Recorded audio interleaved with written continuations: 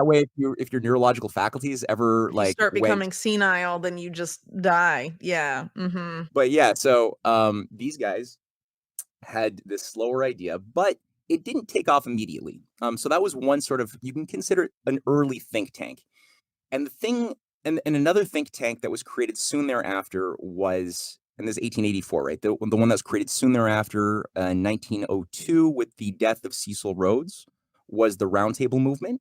Otherwise, it was funded by the ill-begotten gains of Cecil Rhodes, who had exploited Africa, Rhodesia, Zimbabwe, for a long time, and was a real radical race patriot. Again, you like all of these Rhodesians, of the Cecil Rhodes ilk, who became controllers of his roundtable movement, like Lord Milner, Leo Amory, and there's so many other names. I'm not going to throw a bunch of names to your audience here, but they were all people who learned to be what they were as, almost like a religious order of race patriots.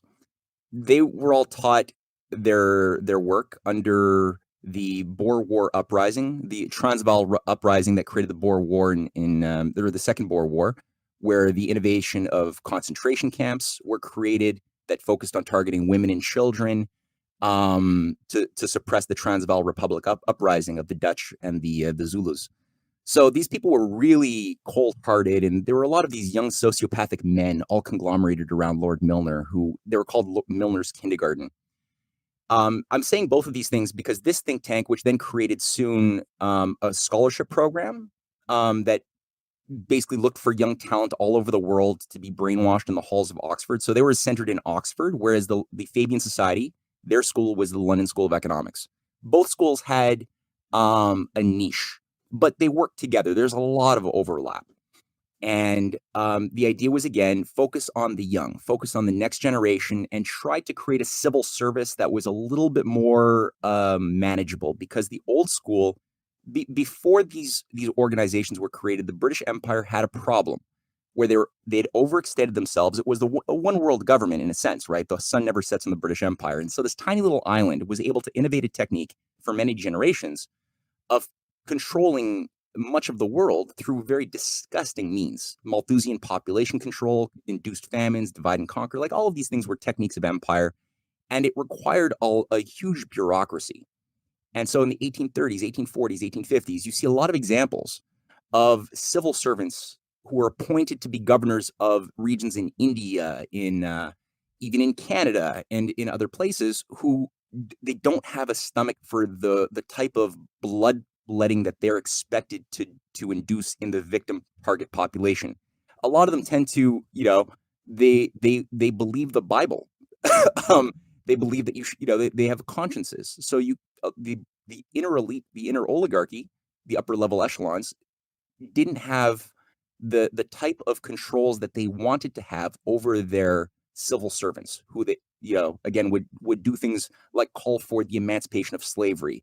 There were actual fights in the British House of Lords in the 1830s and 40s, just simply saying, we should just get rid of the British Empire. We should just, it's not viable, and this is unacceptable to the elite. So they needed to tighten things up a lot more. So the Fabian Society had this longer term, slow penetration approach. The British elite around Lord Milner, which was again a Rothschild funded operation. The Rothschilds put a lot of money into the creation of the Rhodes Trust and the Roundtable movement. They tended to take on a little bit more of a old school burn the savages approach early on. Like, still, they didn't have the patience to do the type of evil that was needed. So what you tended to see was, on occasion, overlap. So there were organizations like the Coefficients Club that was again created by Beatrice and Sidney Webb, the two founders of the Fabian Society. They created the Coefficients Club that featured a lot of people, like Lord Milner was a member, Lord Leo Amory, a roundtabler, was a member, even though so was Bertrand Russell, the so-called pacifist. H.G. Wells was a member. Lord Balfour, the guy who created the Balfour Accords. Declaration, yeah, Yeah. for, the Oh, creation of the State of Israel for people that aren't familiar. Mhm. mhm.